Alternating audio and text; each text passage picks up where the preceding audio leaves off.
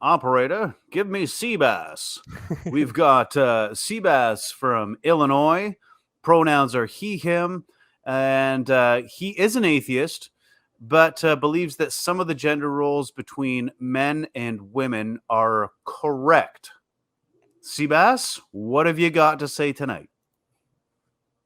Well, thank you for accepting me. I'm also, I'm thank you very much for accepting my call. But yeah, so I'm more of, how do I say, a gender traditionalist. Like, I definitely, I would agree with the point that that gender can be fluid, gender can be that, and what they are. But I just think that when it comes to like sexuality, and just to, I agree with everything that Ben had to say. I think that's very good. But there's when it comes to, I would say, sexuality, I think there's some things that can be generalized, in my opinion. Well, let's check in really quickly on what you actually mean when you say sexuality, because in my experience, the way we live our lives is the way we live our sex, and that sex is not this like sacred and separate part of our humanity. But I want to make sure I'm understanding what you actually mean. So when you say that men and women have different roles to play sexually, what are you talking about? Well, I'm talking about I would say when I mean roles, let me clarify roles. I mean, there are things that I can prescribe that men and women sexually prefer. And Universally? Like, there are some things that, not universally, but I would say generally. Not like, of course there are exceptions to the rule, but I'm saying that on a balance of probabilities, a man is going to like it's the XYZ out of a woman, and a woman's going to like XYZ out of a man. And I'm talking about women and men here. I'm only talking about cisgender, heterosexual men and women. Can I ask a question? Well, we just spent the last 30 minutes acknowledging that we don't entirely know what a man is or what a woman is, like how those terms apply. But I'll give you a little more leeway. Ben, I didn't mean to interrupt you, though. Please jump in here. Oh, no, you're good. I want to ask some questions. First of all, it seems interesting that you want to narrow this down to cis heterosexual men and women. So you already started with a broad generalization of, in general, all men and all women prefer these things sexually, and then you narrowed it, so it's no longer general. Now we're talking about a subset of people. But also, how come we need to have a generalization at all? Well, I think this is just my personal view. Is that I think that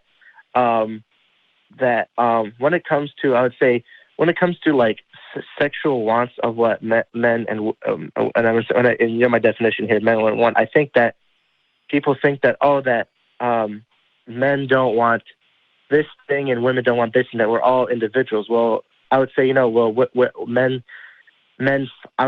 men find some attributes sexually attractive on a woman for a particular reason, and women find sexual attractive. Sebas, if I could just interrupt you real quick. Instead of saying this thing or that attribute, can you be specific? Like dumb it, like fill in the actual words that you're thinking. Like if you're thinking big boobs, say big boobs. Okay, I'm saying is that when it comes to sexual, like for example, in relationships, like men, for example, like women. Let me label women because it's better.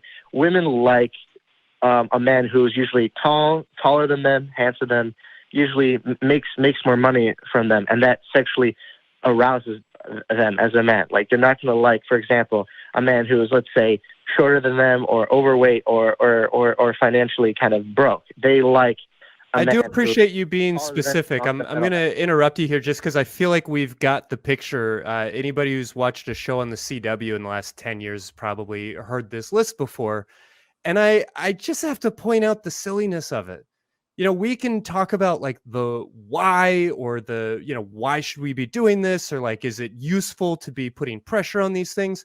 But there's just no reason to really statistically believe any of the things that you're saying. Like, we started off this show by spending a half an hour talking about the fact that nobody is really 100% man or 100% woman. We've well documented and discussed on this show that nobody is really 100% cis or 100% trans. Nobody's really 100% hetero or any of these other labels that you're trying to describe.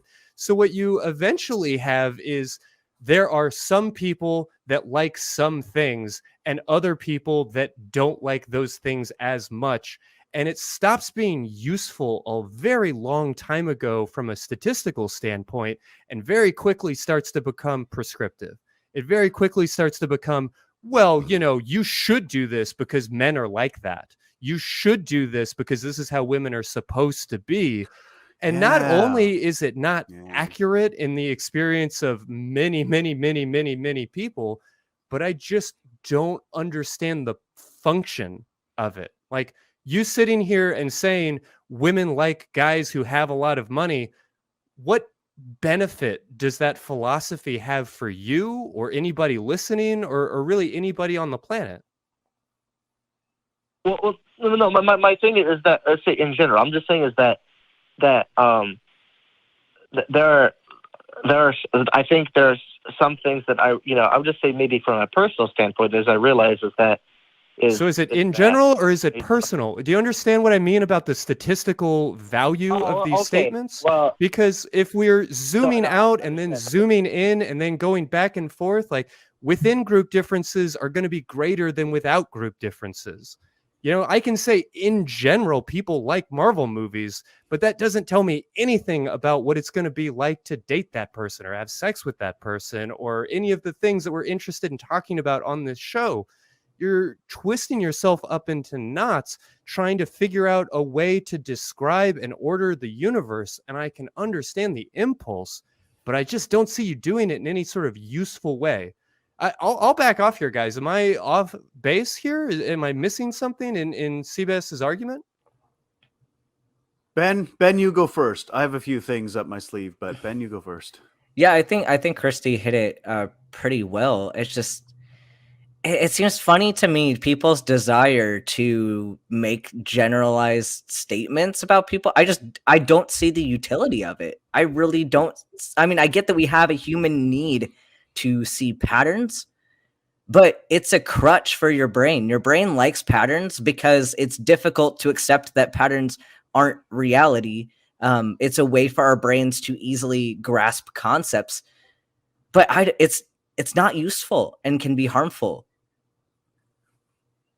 So Sebas, okay. I feel like, and correct me if I'm wrong, I'm just going to throw this out, but it feels like you're kind of conflating what is or what has been sort of historically, culturally, with what ought to be.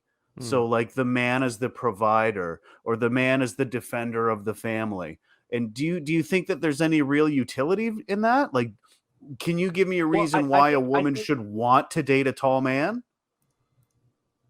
Well, I just think I think there's, in my opinion, like personally, that gender roles to some extent serve some sort of social utility.